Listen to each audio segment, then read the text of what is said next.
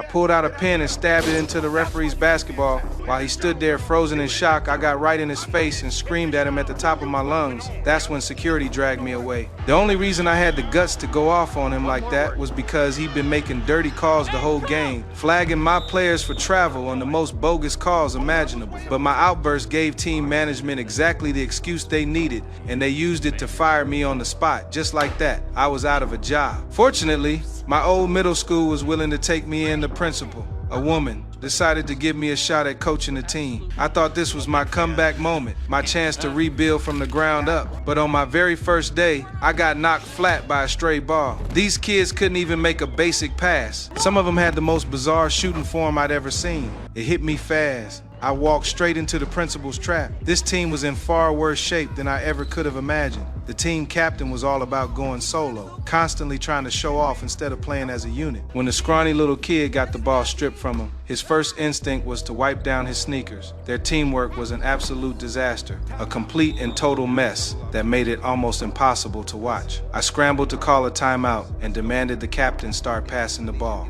He didn't listen. In fact, when play resumed, he turned around and passed the ball straight to the other team. We ended up losing 0-109. I was furious. There was no way I could let this team keep carrying on like this. So I called them all out to the practice court. It was time to whip these undisciplined kids into shape. Oh, look, he mad now. Ooh. See, when I get blocked, I start looking for my teammates. You know what I mean? Because they can help me out. You know? Wow, but if I get the ball to them late, watch what happens.